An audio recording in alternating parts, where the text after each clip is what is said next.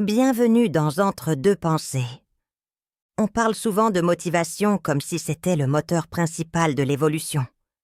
Comme si, pour changer, pour avancer, pour évoluer, il fallait d'abord se sentir motivé.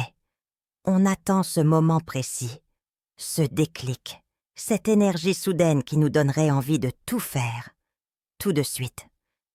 Mais avec le temps, j'ai réalisé quelque chose d'important. Attendre la motivation, c'est souvent repousser l'évolution. L'évolution ne commence pas avec l'envie. Quand on pense évolution personnelle, on imagine souvent une version idéalisée de nous-mêmes, plus disciplinée, plus confiante, plus régulière. Et on se dit, quand je serai motivé, je commencerai. Quand j'aurai envie, je ferai les choses sérieusement. Mais la vérité, c'est que l'évolution commence rarement dans l'envie. Elle commence souvent dans l'inconfort, dans les jours où on doute, dans les moments où on n'a pas spécialement envie, mais où on choisit quand même d'avancer. La motivation est instable, la discipline est fiable. La motivation est une émotion. Et comme toutes les émotions, elle est instable. Elle dépend de notre énergie, notre humeur, notre environnement, notre confiance du moment. Certains jours, elle est là. D'autres jours, elle disparaît complètement. La discipline, elle, ne dépend pas de ce que l'on ressent. Elle dépend de ce que l'on choisit. Et c'est là toute la différence. La discipline, ce n'est pas la rigidité. Quand on parle de discipline, on imagine souvent quelque chose de dur, de strict, presque froid. Mais la discipline n'a pas besoin d'être violente pour être efficace.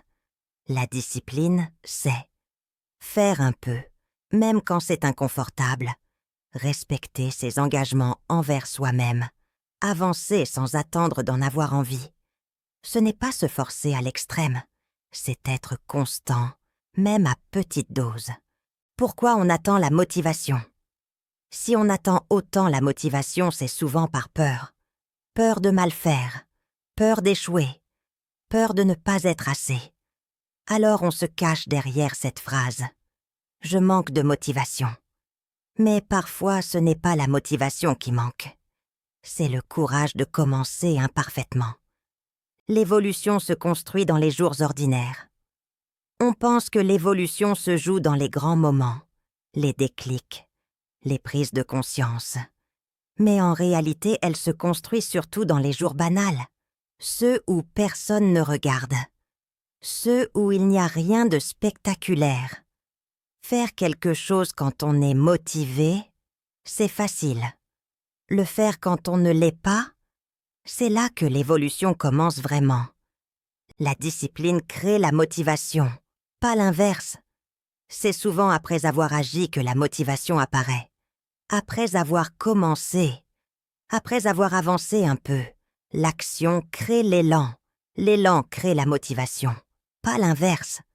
Et plus on respecte les petites actions quotidiennes, plus on renforce une chose essentielle, la confiance en soi.